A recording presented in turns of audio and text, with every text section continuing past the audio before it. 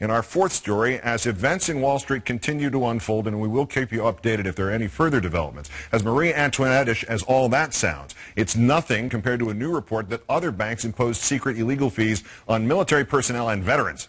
A suit filed in Atlanta federal court alleges that several banks, including a venerable one, who's who of bailed out banks, were involved in, quote, a brazen scheme to defraud both our nation's veterans and the United States Treasury, claiming that banks charged unallowable fees and then deliberately concealed those facts from the VA to obtain taxpayer-backed guarantees for the loans.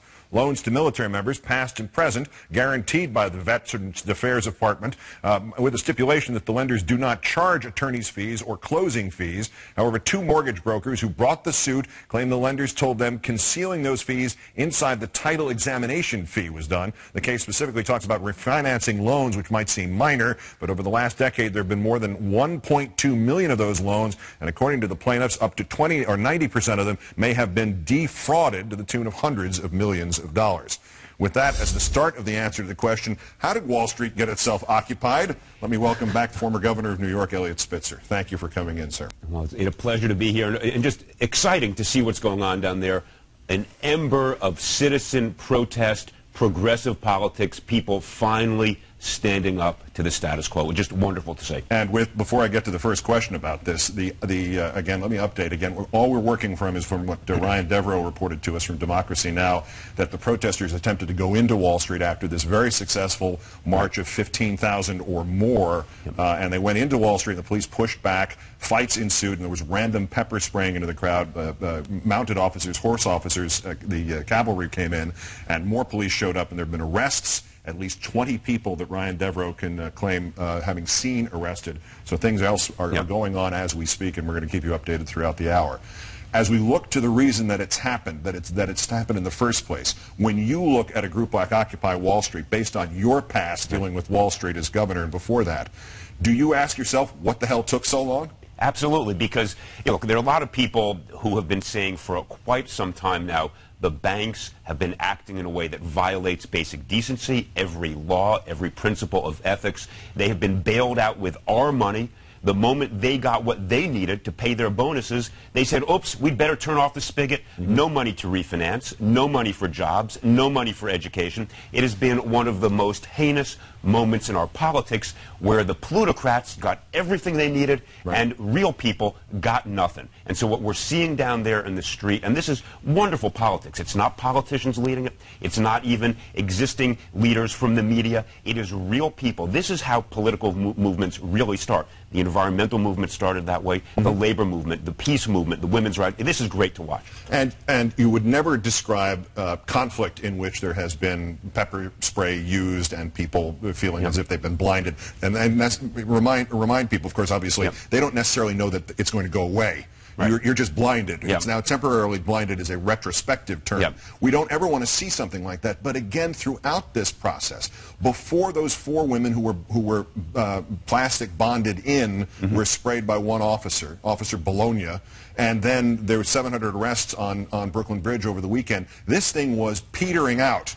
And once again, it looks like with what's happening tonight with, again, unconfirmed reports of at least 20 arrests after a peaceful march, that this is going to be exacerbated by the New York Police Department. What the NYPD did with the 700 arrests on Brooklyn Bridge was the single best public relations for the protesters. Because suddenly people stood up and said, wait a minute, I agree with these protesters. I'm with them emotionally, viscerally, in my bones. I know they're right. Why are the police arresting them?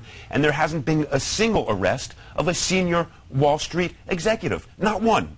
Not one out of the Obama administration Justice Department.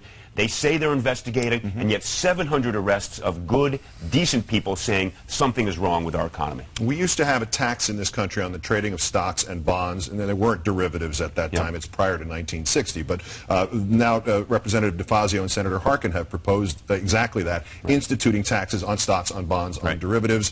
It's done in Europe. Is that a sort of a plausible first step to addressing some of the concerns on Wall Street? Look, there are so many benefits to imposing that tax. So one, it generates a lot of revenue that we need for a jobs program, education, all the other things. Two, it would stop some of the high-speed trading that serves no good public purpose. Computer-driven trading, which is, according to some estimates, half to two-thirds of the volume. It's all Goldman trading to Bank of America, buying it back. It does nothing for society, and yet it is what's driving the market and the volatility, hurting the real investors like you and me, or hundreds of thousands, millions of others.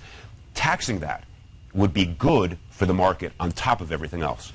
Ultimately in this, does Occupy Wall Street and the forces for change here, do they have a chance of affecting actual change? Maybe not everything all at once, but even incremental, even something, just one thing to hang your hat on in 1 year? Or is the corporate grip on this country too entrenched to ever be loosened at this point? You're kind of like Sisyphus rolling the rock up to the top, and then you get close and suddenly all the interests come back and push you back. But here's the thing, Keith. This is organic. It is genuine. It is amassing more and more support day by day.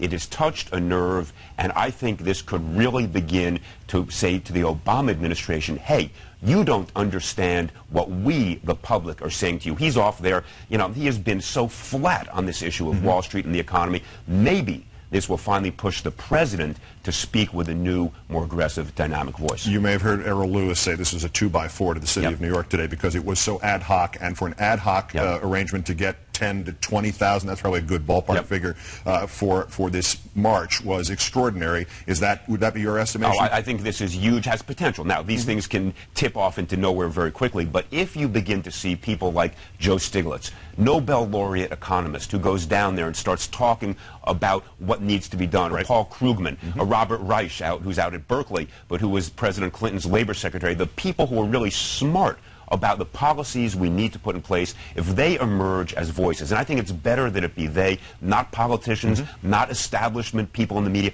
they can begin to create a real citizen-driven movement here that could change the tenor of our politics. The former governor of New York, Eliot Spitzer, it's always a pleasure. Thanks for your insights. Thank you.